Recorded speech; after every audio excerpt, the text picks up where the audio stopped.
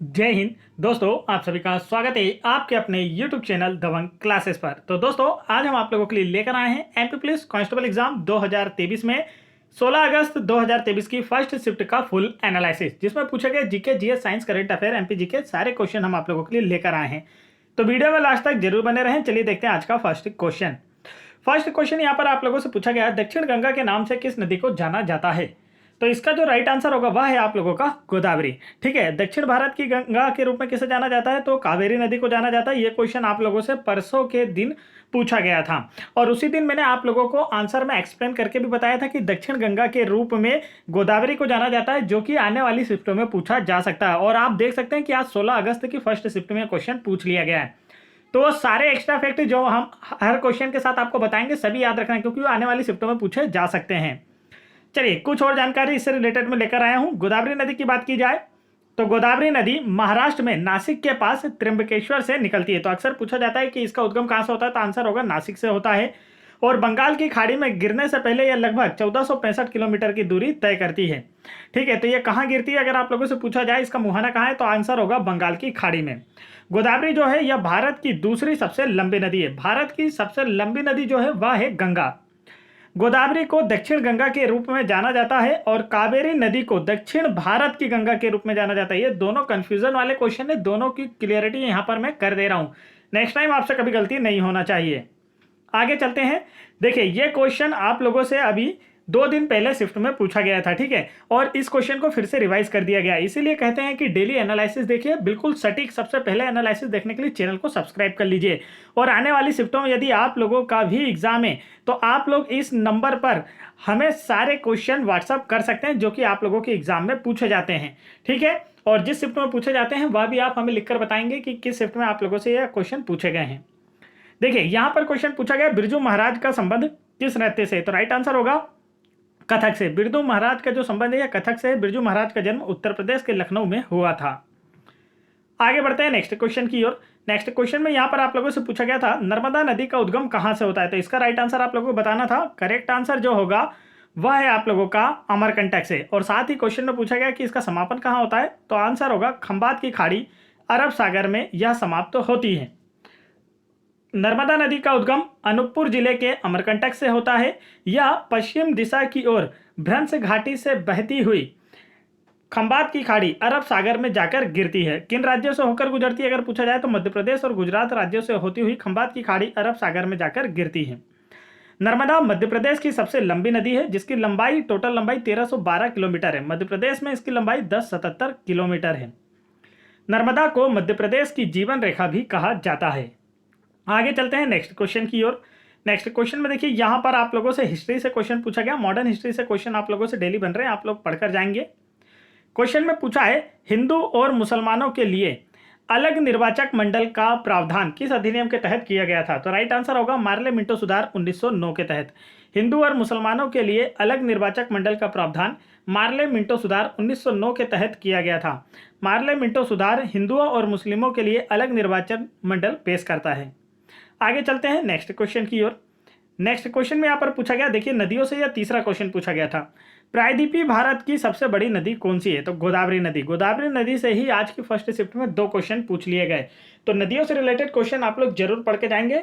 Lucent में आप देख सकते हैं आसानी से आपको सारी नदियों से रिलेटेड क्वेश्चन देखने को मिल जाएंगे। नहीं तो जो रेलवे की स्पीडी होती है अगर आपको जीके वाली, उसमें भी नदियों से रिलेटेड क्वेश्चन आप लोगों को देखने को मिल जाएंगे, वहां से आप लोग पढ़ सकते हैं। यहां पर देखिए, प्रायद्वीपीय भारत की सबसे बड़ी नदी कौन सी है? तो राइट आंसर होगा गोदावरी जो है यह प्रायद्वीपीय भारत की सबसे बड़ी नदी है। यह नासिक महाराष्ट्र में नासिक से त्र्यंबकेश्वर से निकलकर बंगाल की खाड़ी में जाकर गिरती है और यह पूरे भारत की दूसरी सबसे लंबी नदी है, जिसे दक्षिण गंगा के नाम से भी जाना जाता है। नेक्स्ट क्वेश्चन देखिए, यहां पर पूछा गया, कृष्णा नदी का मुहाना कहाँ है? क्या पूछा गया था? कृष्णा नदी का मुहाना कहाँ है? राइट आंसर होगा बंगाल की खाड़ी से। अभी 2 दिन पहले आप लोगों से कृष्णा नदी से रिलेटेड क्वेश्चन पूछा गया था। ठीक है, लगभग ये 13 या 14 अगस्त को पूछा गया प्रश्न है कृष्णा नदी से रिलेटेड। तो आज भी कृष्णा नदी से एक क्वेश्चन बना है, आप लोग अच्छे से पढ़कर जाएंगे। कृष्णा नदी का मुहाना कहाँ है? तो राइट आंसर होगा बंगाल की खाड़ी में। कृष्णा नदी का उद्गम जो है यह महाराष्ट्र राज्य के महाबलेश्वर के पश्चिमी घाट से होता है और यह भारत की तीसरी सबसे लंबी नदी है। सबसे लंबी नदी गंगा, दूसरी सबसे लंबी नदी गोदावरी और तीसरी सबसे लंबी नदी है कृष्णा। नेक्स्ट क्वेश्चन देखिए, यहाँ पर हिस्ट्री से क्वेश्चन आप लोगों से पूछा गया था 1857 की क्रांति की शुरुआत कहाँ से हुई थी। तो राइट आंसर होगा मेरठ उत्तर प्रदेश से 1857 की क्रांति की शुरुआत हुई थी। आगे चलते हैं नेक्स्ट क्वेश्चन की ओर। और यदि आप लोगों को इन सभी की पीडीएफ फाइल, ये जो पीडीएफ फाइल है इन सभी को डाउनलोड करना है तो आप हमारा टेलीग्राम चैनल ज्वाइन कर सकते हैं, जिसकी लिंक आपको वीडियो के डिस्क्रिप्शन में दी गई है। नहीं तो आप हमारा एप्लीकेशन भी डाउनलोड कर सकते हैं, जिसकी लिंक आपको वीडियो के डिस्क्रिप्शन में मिल जाएगी, वहाँ भी आप लोगों को ये सारी पीडीएफ देखने को मिल जाएगी। नेक्स्ट क्वेश्चन ने पूछा आरबीआई की स्थापना किस कमेटी की सिफारिश पर की गई थी। तो राइट आंसर होगा हिल्टन यंग कमीशन। आरबीआई की स्थापना हिल्टन यंग कमीशन की सिफारिश पर की गई थी। आरबीआई से डेली 2 से 3 क्वेश्चन पूछे जा रहे हैं, आप लोग जरूर पकड़ जाएंगे। आरबीआई की स्थापना 1 अप्रैल 1935। ये क्वेश्चन ऑलरेडी से आप लोगों से इसी एग्जाम में पूछा जा चुका है 2 दिन पहले कि आरबीआई की स्थापना कब हुई थी। तो आंसर होगा 1 अप्रैल 1935 को। भारतीय रिजर्व बैंक अधिनियम 1934 के प्रावधानों के अनुसार इसकी स्थापना की गई और इस बैंक की स्थापना हिल्टन यंग कमीशन की सिफारिश पर की गई थी। आरबीआई जो है यह भारत का केंद्रीय बैंक है, इसे बैंकों का बैंक भी कहा जाता है। भारत में जितने भी बैंक हैं उन सभी को आरबीआई ही रेगुलेट करता है। आरबीआई का मुख्यालय जो है वह मुंबई में है और इसके जो 25वें गवर्नर वर्तमान में है शक्तिकांत दास है। आगे चलते हैं नेक्स्ट क्वेश्चन की ओर। नेक्स्ट क्वेश्चन में देखिए, यहाँ पर आप लोगों से पूछा गया था हर्षवर्धन किसकी मृत्यु के पश्चात राजगद्दी पर बैठा था। तो यह हम कह सकते हैं कि हर्षवर्धन जो है राजगद्दी पर किसकी मृत्यु के पश्चात बैठा, इस प्रकार से क्वेश्चन आप लोगों से पूछा गया। तो राइट आंसर होगा राजवर्धन। हर्षवर्धन जो है अपने बड़े भाई राजवर्धन की मृत्यु के पश्चात राजगद्दी पर बैठा था। हर्षवर्धन के पिता का नाम प्रभाकर वर्धन था। राजवर्धन उसका बड़ा भाई और जयश्री उसकी बड़ी बहन थी। हर्षवर्धन के शासनकाल के दौरान ही चीनी यात्री हेनसोंग भारत आया था। ये तो अच्छे से याद कर लीजिए, ये क्वेश्चन आने वाली शिफ्टों में आपसे जरूर पूछा जाएगा कि चीनी यात्री हेनसोंग किसके शासनकाल में भारत आया था। तो राइट आंसर होगा हर्षवर्धन के शासनकाल में भारत आया था। और एक और क्वेश्चन और हर्षवर्धन से पूछा जाता है कि इसे किसने पराजित किया था। तो देखिए हर्षवर्धन को दक्षिण विजय, ठीक है, उसके दक्षिण विजय, उत्तर भारत में यह शासन करता था, उसके बाद इसने क्या ठाना कि मुझे दक्षिण भी विजय करना है। तो उसके दक्षिण विजय के दौरान, इस अभियान के दौरान आंध्र के शासक पुलकेशिन द्वितीय ने नर्मदा नदी के तट पर हराया था। तो इस लाइन से 2 क्वेश्चन बनते हैं। पहला क्वेश्चन बनता है कि हर्षवर्धन को किसने हराया था, तो आंसर होगा पुलकेशिन द्वितीय ने। और दूसरा क्वेश्चन बनता है कि पुलकेशिन द्वितीय ने हर्षवर्धन को किस नदी के किनारे हराया था, तब आपका आंसर होगा नर्मदा नदी के तट पर हराया था। आगे बढ़ते हैं।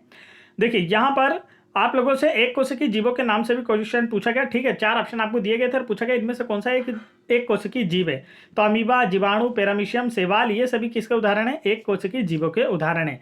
तो वीडियो पसंद आया हो तो वीडियो को लाइक करें और सबसे पहले सबसे सटीक एनालिसिस पाने के लिए सभी शिफ्टों का आप लोग हमारे चैनल को सब्सक्राइब कर सकते हैं। साथ ही साथ आने वाली शिफ्टों में यदि आप लोगों का एग्जाम है तो आप स्क्रीन पर दिए गए नंबर पर आप लोगों की शिफ्टों में जितने भी क्वेश्चन पूछे जाते हैं उसे व्हाट्सअप करके हमें बता सकते हैं। और सबसे पहले सटीक वीडियो और सटीक एनालिसिस देखने के लिए आप लोग हमारे चैनल पर आएं और साथ ही हमारा टेलीग्राम चैनल ज्वाइन कर ले, जिसकी लिंक वीडियो के डिस्क्रिप्शन में दी गई है, वहां से आप सारी पीडीएफ भी डाउनलोड कर पाएंगे। तो फटाफट वीडियो को लाइक करके चैनल को जरूर सब्सक्राइब कर लें। जय हिंद दोस्तों।